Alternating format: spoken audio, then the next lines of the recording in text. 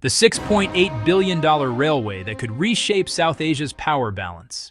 In the world of infrastructure mega-projects, few ventures carry the geopolitical weight of Pakistan's ML1 railway modernization. A decade ago, Pakistani officials greenlit what would become the most ambitious railway transformation in the nation's history, a sprawling 1,700-kilometer corridor requiring nearly $7 billion in investment.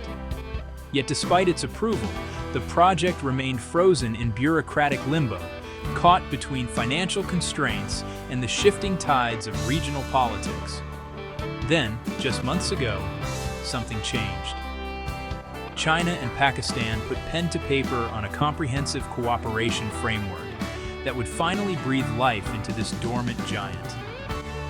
Beijing committed not just financing, but active participation in bringing this railway resurrection to reality. The news should have been cause for celebration in Islamabad. Instead, it triggered alarm bells in New Delhi. Why would a railway upgrade in Pakistan send ripples of concern through India's strategic establishment? The answer lies in understanding that ML1 is far more than steel tracks and concrete sleepers. It represents a critical artery in the China-Pakistan economic corridor, a massive infrastructure network that India views as a direct challenge to its regional supremacy. And if this corridor continues expanding eastward, potentially reaching Bangladesh and beyond, it could fundamentally alter the balance of power across South Asia. In India's zero-sum strategic calculus, the equation is brutally simple. A more connected, economically vibrant Pakistan translates directly into a diminished India. Every kilometer of upgraded rail, every reduction in logistics costs, every new economic opportunity represents a shift in relative power that New Delhi cannot ignore. Today, we're diving deep into the ML1 railway project, examining what this transformation will mean for Pakistan's economy, why it took nearly a decade to move forward, and most critically, whether India's concerns about this development are justified. This is the story of how a railway became a flashpoint in one of Asia's most complex geopolitical rivalries. Before we continue, if you appreciate in-depth analysis of global infrastructure and geopolitics, please subscribe to our channel and activate notifications. Your support helps us continue producing comprehensive content on the forces reshaping our world. The vision behind the China-Pakistan Economic Corridor. To understand ML1's significance, we must first grasp the larger framework it operates within. Among the numerous collaborative ventures linking China and Pakistan, one stands above the rest in strategic importance: the China-Pakistan Economic Corridor, commonly known by its acronym CPEC. This ambitious initiative emerged from bilateral discussions in 2013, when leaders from both nations recognized an opportunity to forge an unprecedented transportation and energy network. The vision was bold: construct a comprehensive north-to-south corridor incorporating multiple layers of connectivity. Highways would carry vehicles, railways would transport freight and passengers, oil and gas pipelines would deliver energy resources, fiber optic cables would enable digital communication. All of these elements would work in concert to create an integrated economic lifeline. The corridor's geography tells its own story. It originates in Kashgar, located in China's vast Xinjiang region, then snakes southward through Pakistan's diverse terrain before terminating at Gwadar Port on the Arabian Sea coast. This route essentially provides China with a strategic gateway to the Indian Ocean, one that bypasses the vulnerable Malacca Strait choke point that currently handles the majority of Chinese energy imports. CPEC also functions as a cornerstone component of China's much broader Belt and Road Initiative, that global infrastructure program seeking to recreate ancient Silk Road trade routes through modern construction projects. Within this vast network spanning continents, the China-Pakistan corridor holds special significance due to its strategic location and the depth of cooperation it represents. The financial commitment has been substantial. Over the past decade, Chinese institutions have channeled upward of $25 billion into Pakistani development projects. Perhaps most tellingly, 24 of these initiatives were designated as early harvest projects, meaning they received priority status for immediate implementation with an expectation of delivering tangible results quickly. The progress has been notable. Of these 24 priority projects, 10 have reached completion, while 14 remain under active construction. The transformation is visible across Pakistan's landscape, from power plants generating electricity to highways cutting through mountainous terrain. Gwadar Port, the crown jewel. Among all CPEC initiatives, one project arguably stands as the centerpiece of this entire strategic vision: Gwadar Port. This deepwater facility on Pakistan's southwestern coast represents both enormous investment and strategic foresight. The port's development story spans 14 years of continuous construction, managed by Chinese engineering teams and requiring investment exceeding $5 billion. In exchange for this massive capital injection and technical expertise, China secured operational control through a 43-year lease agreement, a time frame that speaks to the long-term strategic thinking behind this project. Today, Gwadar has emerged as a fully functional maritime facility. The port currently operates 3 multi-purpose berths with capacity to simultaneously accommodate a pair of 50,000-ton cargo vessels. This isn't a modest fishing harbor. It's a sophisticated terminal capable of handling the massive container ships that form the backbone of global trade. The strategic implications are profound. Gwadar provides China with direct access to the Arabian Sea and proximity to the Persian Gulf, the source of much of the world's oil exports. Ships arriving at Gwadar can offload cargo that then travels overland through Pakistan and into western China, potentially shaving thousands of kilometers and weeks of transit time compared to the traditional sea route through Southeast Asian waters. But Gwadar represents just one piece of the CPEC puzzle. Other major projects have steadily come online. The Karat hydropower station now generates clean electricity for Pakistani homes and businesses. The Suki Kanari hydropower station contributes additional renewable energy capacity. These projects alone have created employment opportunities for over 100,000 Pakistani workers, providing both immediate economic relief and valuable skills training. The long road to ML1. A decade of negotiations. The story of ML1 begins in May 2015, when Pakistani and Chinese officials signed an initial cooperation agreement to upgrade Pakistan's primary railway artery. The proposed modernization targeted 1,726 kilometers of track, forming the backbone of Pakistan's north-south rail network, connecting the bustling port metropolis of Karachi in the south with Peshawar in the northwest. This wasn't merely about replacing old rails with new ones. Pakistani planners envisioned a complete transformation of the country's railway infrastructure, a project they described as revolutionary in scope and impact. The ambition was justified. Pakistan's railway system had suffered decades of neglect and underinvestment, leaving it a shadow of its colonial-era glory. To make this massive undertaking manageable, Pakistani authorities divided the project into 2 distinct phases. The first phase would concentrate on the southern sections, specifically the routes from Karachi to Hyderabad and from Hyderabad to Multan. This represented the most economically critical portion of the network, serving Pakistan's industrial heartland. The second phase, planned to commence following Phase 1's completion, would tackle the remaining sections from Multan northward to Peshawar.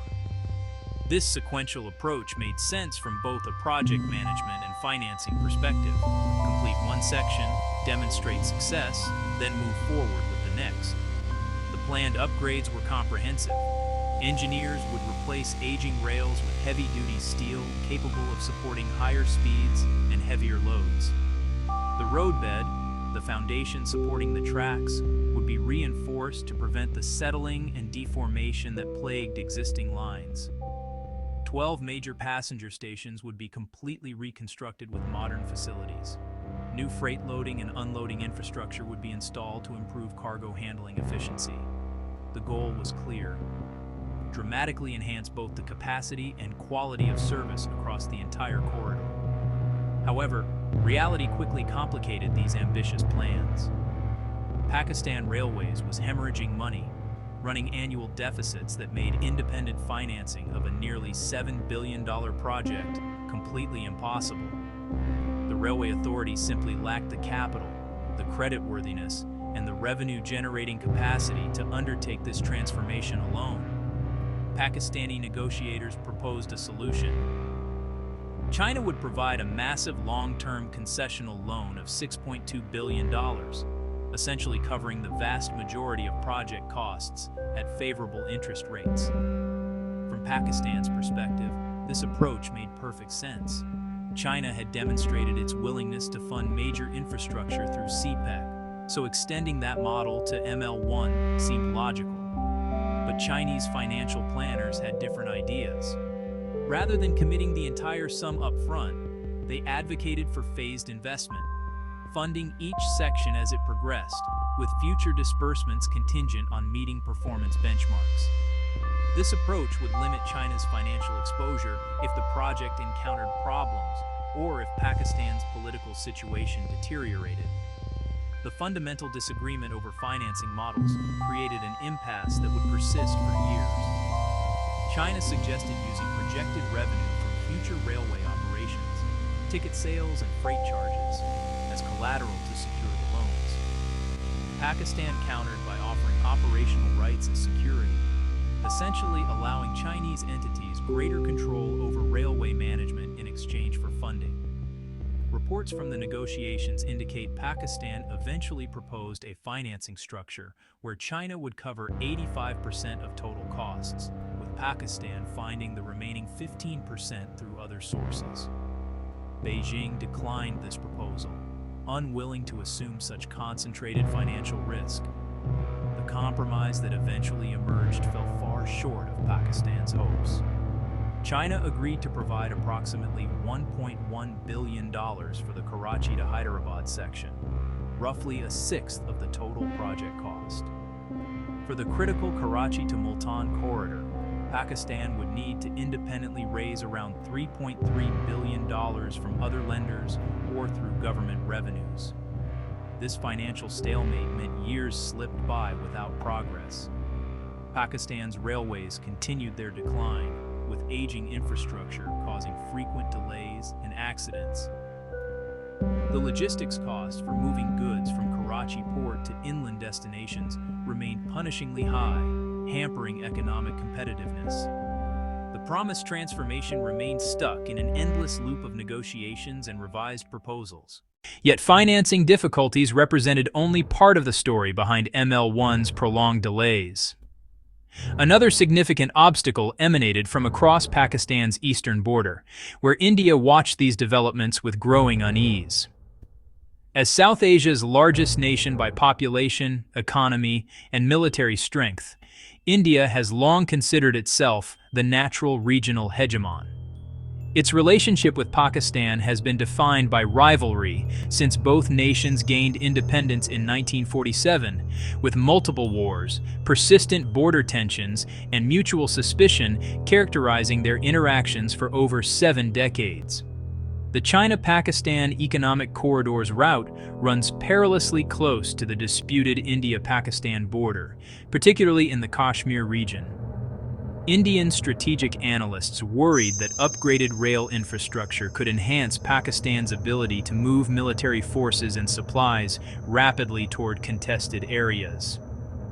They also expressed concerns, whether genuine or politically motivated, that improved connectivity might inadvertently assist militant groups operating within Pakistan, potentially increasing the threat of cross-border attacks targeting Indian territory. Beyond security concerns, India's opposition reflected broader geopolitical anxiety.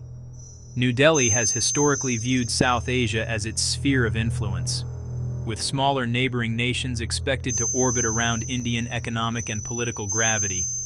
The prospect of Pakistan developing world-class infrastructure with Chinese assistance threatened to disrupt this arrangement.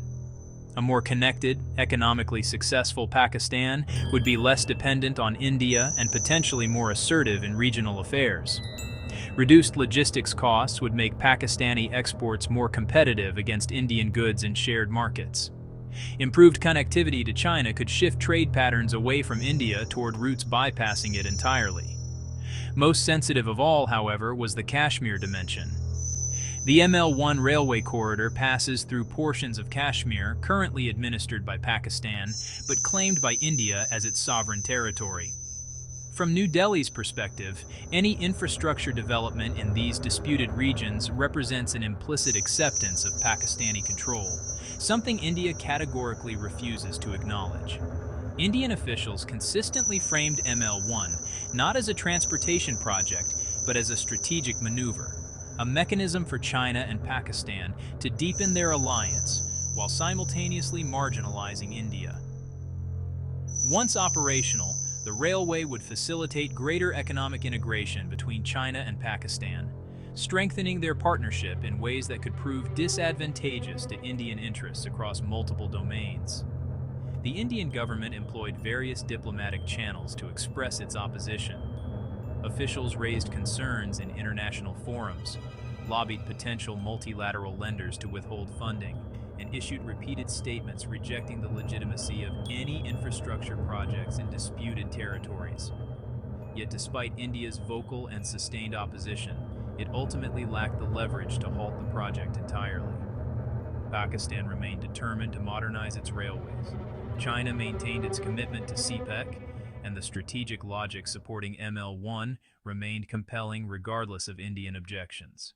Then, in May 2024, came a pivotal development. Revised preliminary design documents for the ML1 railway project received official approval. Technical specifications were finalized after years of modification and refinement. Most significantly, the project formally entered the bidding stage, the crucial step where contractors compete for the right to perform the actual construction work. The Pakistan Railways Minister wasted no time capitalizing on this momentum, issuing directives to commence work on the Karachi to Hyderabad section immediately. Instructions emphasized an accelerated timeline for track restoration and upgrading. The project team received specific orders. Prepare the railway sleepers, the wooden or concrete supports that hold rails in proper alignment, within 6 months. Additionally, ensure that 4 tamping machines would be operational by the end of 2025. Tamping machines perform a critical but unglamorous function in railway construction. They compact and level the ballast, the crushed stone supporting the track structure, ensuring a stable, properly aligned foundation. Having 4 machines operational would signal serious construction activity, not just planning and paperwork. To control the spiraling costs that had plagued earlier proposals, Pakistan Railways made pragmatic adjustments to Phase 1's design specifications. The core upgrade would focus on the existing 1,676mm broad gauge track, the standard gauge throughout much of South Asia, inherited from British colonial railway engineering. However, the ambitious plan to create continuous double tracking along the entire route would be postponed, with certain sections remaining single track to reduce immediate expenditure. Similarly, the signaling system, the network of electronic controls managing train movements and preventing collisions, would initially utilize computer-assisted dispatching rather than the most advanced fully automated block systems. This intermediate technology would improve upon manual operations while deferring the cost of cutting-edge automation to future upgrades. On the financial front, repeated rounds of negotiations finally yielded a workable compromise. China and Pakistan agreed to a phased advancement strategy, with funding released in tranches tied to construction milestones. The financing package for Phase 1, totaling approximately $3.2 billion, entered final stage discussions with legal and financial details being hammered out. Crucially, the project gained additional support from an unexpected quarter. The Asian Development Bank, a multilateral institution with a mandate to foster economic growth across Asia, agreed to become involved. In July 2025, An ADB expert team conducted field surveys along the 480-kilometer section from Karachi to Rory, examining existing conditions and identifying technical challenges. The ADB planned to complete its evaluation report by August's end, providing an independent assessment of project feasibility and funding requirements. The bank then requested that Pakistan submit detailed design documents for the Karachi to Rory section, allowing for more precise cost calculations. The ADB also pledged to provide $10 million in November 2025 as preparatory financing. While modest compared to the project's total cost, this funding would support crucial groundwork, verifying the feasibility studies China had already conducted, reviewing design plans for compliance with international standards, and assessing the Rory to Multan section for future expansion. This multilateral involvement brought additional credibility to the project. The ADB's participation signaled to other potential lenders and investors that ML1 met international standards for technical soundness and economic viability. It also provided Pakistan with an alternative funding source beyond Chinese loans, diversifying its financing mix and potentially securing more favorable terms. After nearly a decade of starts and stops, false dawns, and dashed hopes, the ML1 railway modernization project finally appeared poised to transition from blueprint to reality. To appreciate ML1's potential impact, we must understand the depths of Pakistan's infrastructure challenges. For decades, the nation has struggled with grossly inadequate transportation networks. Highways riddled with potholes, railways running on century-old tracks, and ports unable to handle modern shipping volumes efficiently. The statistics tell a sobering story. Since 1951, Pakistan's railway network has experienced virtually zero expansion in total track mileage. While the nation's population has grown from roughly 40 million to over 240 million people, a six-fold increase, the railway infrastructure has remained essentially static. The inevitable result has been an overwhelmed system operating far beyond its design capacity. Successive governments have acknowledged this crisis, with politicians regularly promising comprehensive transportation upgrades during election campaigns. Yet these commitments have consistently failed to materialize into concrete action. Insufficient government revenues, competing budget priorities, endemic corruption, and political instability have all contributed to maintaining the status quo of deteriorating infrastructure. The economic costs are staggering. Research estimates that inadequate transportation infrastructure costs Pakistan approximately $3.4 billion annually in lost economic productivity. Goods sit in warehouses waiting for available rail capacity. Trucks burning expensive diesel fuel compensate for railway shortcomings. Perishable agricultural products spoil during prolonged transport. Businesses factor transportation unreliability into their operational planning, maintaining larger inventories than would otherwise be necessary. Pakistan's railway system, which once represented the pride of South Asian transportation during the British colonial era, has become emblematic of the nation's broader infrastructure decay. Trains frequently run hours behind schedule.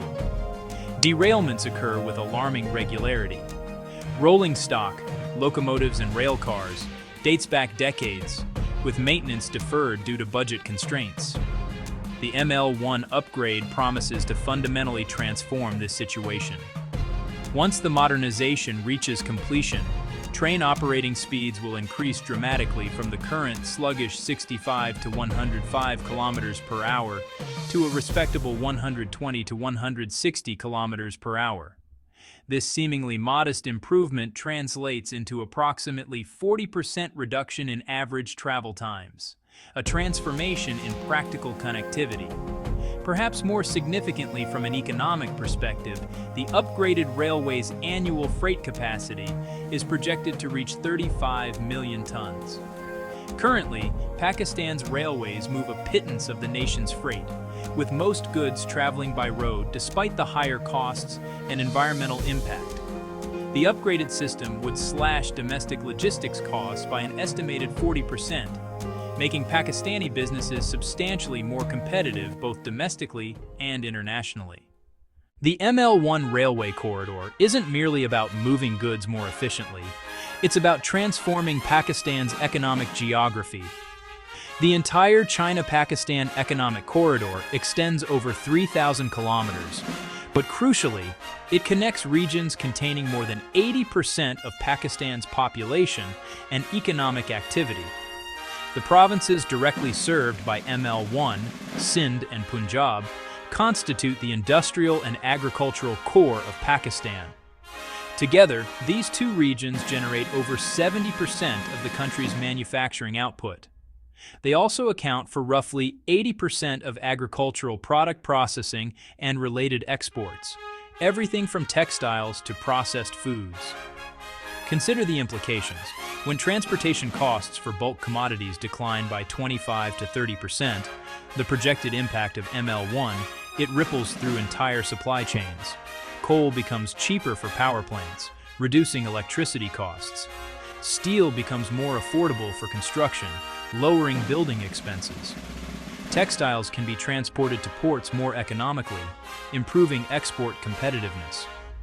Currently, railways carry less than 4% of Pakistan's freight, an embarrassingly low figure that reflects decades of underinvestment and mismanagement. The upgraded ML1 system is expected to increase rail's freight modal share to over 20%, fundamentally restructuring how goods move through Pakistan's economy.